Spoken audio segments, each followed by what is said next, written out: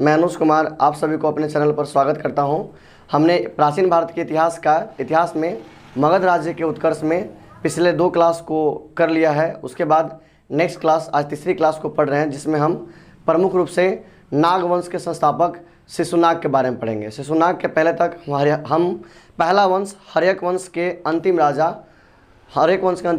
तक हम कर रखे हैं, नागदशक तक।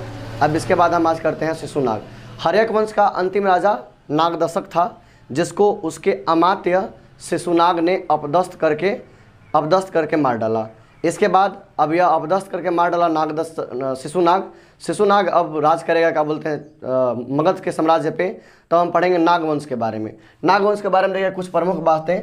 नागवंश को क्या स्थापित किया? तो नागवंश को शिशुनाग ने 412 ईसा पूर्व में स्थापित किया। नागवंश को जो स्थापित करने वाला है वो है शिशुनाग। शिशुनाग ने 412 ईसा पूर्व में नागवंश को स्थापित किया। नागवंश को कौन बसाया? शिशुनाग 412 ईसा पूर्व में बसाया। इसके बाद शिशुनाग पाटलिपुत्र से राजधानी को वैशाली ले गया। पाटलिपुत्र से कहाँ राजधानी ले गया? वैशाली। इसके पहले वाला जो शासन करता था, यानी कि हर्यक वंश के जो शासन काल में था, तो पहले वैशाली राजधानी स्थापित किया गया था। लेकिन ये क्या किया गया कि पाटलिपुत्र से राजधानी को वैशाली लेके चला गया। कौन? शिशुनाग अब नया वंश बसाया है। तो हर्यक वंश में क्या था कि पहले क्या बोलते हैं, पाटलिपुत्र राजधानी था, पाटलिपुत्र। तो अब नया वंश बचा, तो अब नए तरीके से करेगा, अपने अनुसार करेगा। तो पाटलिपुत्र से राजधानी को हटा के नागवंश का संस्थापक शिशुनाग ने इसे वैशाली ले गया। अब वैशाली ले गया, उन लोग मतलब कहने का तात्पर्य है कि पुराने वाले राजवंशों के तर्ज पे वह नहीं चला। अब सोचा कि हम नया राजा बने हैं, तो अब नए तरीका से हम अपना राजधानी नया बसाएंगे। तो अपनी नई राजधानी बसाया कहाँ पे? पाटलिपुत्र से हटा के वैशाली ले गया। ठीक है। इसके आगे शिशुनाग का उत्तराधिकारी कौन हुआ? उत्तराधिकारी का मतलब इसके बाद का इसका बेटा कालाशोक। अब देखिए कालाशोक आप याद कैसे रखिएगा, शिशुनाग नाम इसका कुछ जो संस्थापक है नाम है शिशुनाग। आप एक कॉमन बात याद रखिए कि जो नाग होता है ना, नाग कहने का मतलब जो सर्प होते हैं, सांप, तो नाग जनरली कैसा होता है? काला होता है। आप इस ट्रिक से याद रख सकते हैं कि शिशुनाग का बेटा नाग होता है काला, यानी कि इसके बेटा का नाम कालाशोक। क्या नाम है? कालाशोक। नाग का बेटा होता है काला, शिशुनाग का बेटा हो गया कालाशोक, इसका उत्तराधिकारी। कालाशोक अब पुनः क्या किया?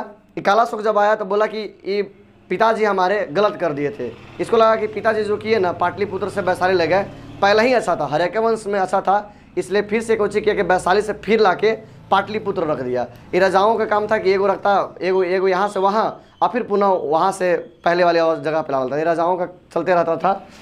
तो ये कोशिश किया कि उत्तराधिकारी कालाशोक वैशाली से पुनः राजधानी को पाटलिपुत्र ला लिया, मतलब पहले जहाँ था वहीं के वहीं यह वापस ला लिया। अंतिम राजा जो नागवंश का होता है, नागवंश का जो अंतिम राजा होता है उसका नाम है नंदीवर्धन। नंदीवर्धन के बारे में एग्जाम पॉइंट ऑफ व्यू से इतिहास की बहुत सारे डेटा आपके इंपॉर्टेंट नहीं है। ये इतना जानना इंपॉर्टेंट है कि अंतिम राजा कौन हुआ, किसका? नागवंश का अंतिम राजा हुआ नंदीवर्धन। अब नंदीवर्धन जब शासन करता है तो इसके बाद नंदीवर्धन के ठीक बाद एक नया वंश आता है। नंदीवर्धन के शासनकाल के समाप्त के बाद आता है नया वंश, जिसका नाम है नंदवंश। नंदवंश से ही तो अब मेन आता है मगध राज्य। नंदवंश के बाद अब आपका मेन राज्य आएगा मगध राज्य के बारे में। नंदवंश को के बसाया? नागवंश के ठीक बाद आता है नंदवंश, और नंदवंश को बसाया महापदानंद।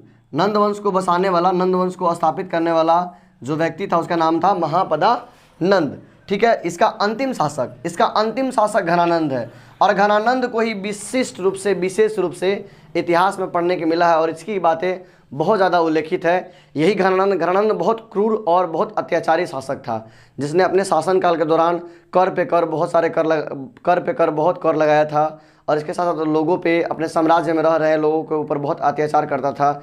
इसी के अत्याचार को समाप्त करने के लिए चंद्रगुप्त मौर्य आते हैं, और जिनको हम विशेष रूप से चंद्रगुप्त मौर्य के बारे में पढ़ेंगे। और यही है मगध राज्य का मेन पार्ट, चंद्रगुप्त मौर्य का जीवन काल से लेकर चंद्रगुप्त मौर्य कैसे घनानंद को हराते हैं, इनके बारे में पूरा विवरण के साथ हम पढ़ेंगे। तो नंदवंश को बसाने वाला जो हुआ महापदानंद, और महापदानंद यानी कि नंदवंश का अंतिम जो शासक हुआ घनानंद। घनानंद बहुत क्रूर था, हमेशा भोग विलास में डूबा रहता था, नर्तकों के साथ डांस करना, रासलीला मचाना इसका काम होता था, और राज्यों के प्रशासन व्यवस्था पर उतनी उसके ध्यान नहीं होती थी। और ये कोई हमारे देश में बाहरी आदमी आकर आक्रमण कर रहा है इस विषय, इससे भी उसको कोई लेना देना नहीं था। ठीक है, इसी बात को समझाने के लिए कौटिल्य यानी कि विष्णुगुप्त चाणक्य से समझाने जाता है, लेकिन उन्हें यह बड़ा भंग करके, बड़ा उन्हें परेशान करके और उन्हें क्या अपमान करके अपने राजमहल से निकाल देता है। तभी कौटिल्य जी कसम खाते हैं कि तुम्हारे राज्य का जब तक हम विनाश नहीं करेंगे तब तक अपनी शिखा को नहीं बांधेंगे, ऐसा उनका प्रण होता है। और इसके तत्पश्चात वो ऐसा ही करते हैं। बाद में चंद्रगुप्त मौर्य जैसे बच्चे को लेते हैं, उसे ट्रेंड करते हैं, उसे सिखाते हैं, पढ़ाते हैं और शिक्षा देते हैं। शिक्षा दीक्षा हर तरह के वो शिक्षाएँ उसे मिलती है, और बाद में ये घनानंद को हराता है। घनानंद जो है कि नंद वंश का अंतिम राजा हुआ, और यह किसके समकालीन था? जिस समय हमारे भारत देश पे सिकंदर ने चढ़ाई किया था। सिकंदर जब हमारे देश में चढ़ाई करने के लिए देश को जीतने के व्यू से जब आया था, उसी टाइम का राजा जो शासक था वो था घनानंद। ठीक है, यहाँ तक बात आप लोगों को क्लियर होगा कि ये जो घनानंद है उस सिकंदर का समकालीन था, अर्थात सिकंदर के शासनकाल के दौरान घनानंद यहाँ पे शासन कर रहा था। जब सिकंदर हमारे देश को जीतने के व्यू से आया था।